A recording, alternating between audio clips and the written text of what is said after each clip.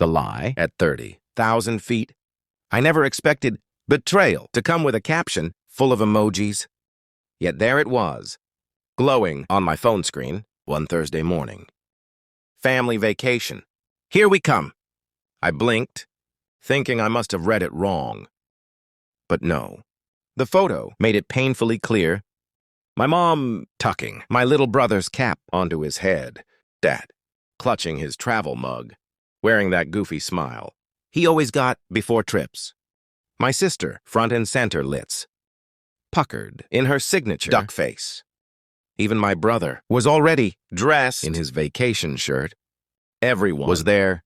Everyone. Except me. For a moment, I couldn't move. My thumb hovered, trembling slightly as I scrolled through their posts. More selfies, more grins. Luggage stacked neatly at their feet. Boarding passes displayed like trophies. The same trip my sister had told me just 2 days earlier was postponed because of Dad's supposed work emergency. The words came back to me now, sharp as glass. Yeah, sorry. He's swamped at the office. No way we can go right now. We'll reschedule soon. She'd sounded so convincing. Her tone wrapped in practiced concern. I hadn't questioned it. I'd canceled my weekend with friends. I'd called off a date. I'd even called in sick today, imagining I'd be packing, if not for the cancellation. But looking at those photos, the truth landed like a gut punch. They hadn't postponed a thing. They had lied. They had excluded me. I sat in silence, surrounded by the clutter of my apartment, the bags I hadn't packed, the work I'd rearranged, the plans I'd abandoned. My mind started racing. Backward, every family gathering from the past few months came under new light. That strange hush at Mom's birthday when I walked up. The odd tension at the barbecue last month. Side glances I dismissed as paranoia. It all made sense now. The trip had been planned right under my nose, and I hadn't been invited. The anger rose fast, a fire under my ribs. I dialed my sister straight to voicemail. I tried Mom, Dad, even my brother. All went dead. Of course, airplane mode. They were already in the sky, maybe laughing about how neatly they ditched me. But the real question was why. What had I done to deserve being cut out of my own family? Vacation? The answer came bitter and clear. The inheritance. 2 months ago, our grandmother had died. She'd left her house, not divided, among the family, not shared.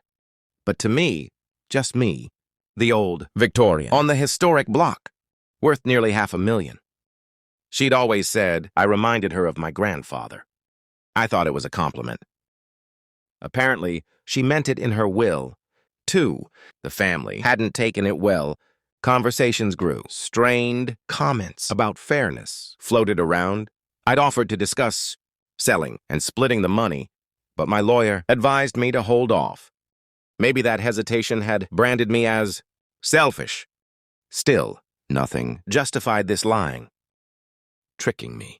Boarding a plane without me. I paced the apartment, fury, tightening my chest. Did they really think I wouldn't notice? That I wouldn't see the Instagram posts? But slowly, the fire turned into something sharper. If they wanted to play games, fine, I could play too. Only smarter. That's when I saw it. The photo of my sister holding her boarding pass. I zoomed in. The flight number was visible. Within seconds, I had their return date. Sunday evening. 3 full days. 3 days to plan. Revenge in the fine print. The next morning, I drove to my grandmother's house. Until then, it had sat untouched. Since the funeral, I kept up the lawn, did occasional checks, but I hadn't really seen it in weeks. Now I walked through its creaking hallways with new eyes, the polished wood floors, the wraparound porch, the stained glass windows that caught the morning light. It wasn't just a house. It was the thing my family resented me for, the reason they'd excluded me. I thought it was also the key to my revenge. I spent the rest of the day making calls.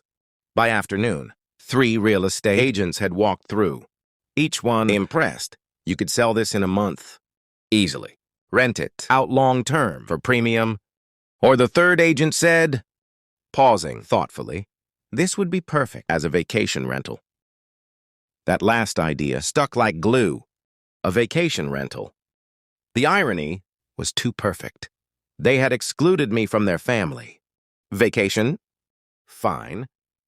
I would turn the inheritance they resented into a business where strangers would enjoy vacations in the very house they believed should have stayed in the family. By Saturday, I'd hired cleaners and photographers. Glossy pictures were taken. Contracts with a property management company were drafted. Everything was ready. And on Sunday night, as their plane touched down, I sat in a coffee shop. Across from the airport, arrivals. My laptop open at 8:47 p.m. The time I knew they'd be stepping through their front door, I hit send. The email subject line was simple. Family meeting required. Legal documentation attached. Inside I laid it all out, how I knew about the trip. How their lies had pushed me to reevaluate everything. Attached were professional photos of the house, market analysis, proving its value, and most importantly, a signed agreement with a management company. The house was officially being converted into a luxury rental property. It wasn't a bluff. It wasn't a threat. It was done. I ended the email with one final line. I hope your vacation was worth it. It gave me clarity about my own future. At 9:23 p.m., my phone lit up. First my sister, then Dad, then Mom, then my brother. One by one, their names filled the screen, buzzing with panic. I didn't answer. Not yet. Their voicemails piled up. Angry, apologetic, manipulative. My sister blamed Mom. Mom claimed it was a misunderstanding. Dad demanded I explain myself. Only my brother sounded different, confused, even hurt. He swore he thought I had canceled the trip myself. But I let the calls ring out, let them stew in the silence. For 3 days, they had enjoyed the sun and the sand, thinking I was too naive to catch on. Now it was my turn to let them sweat. And the house.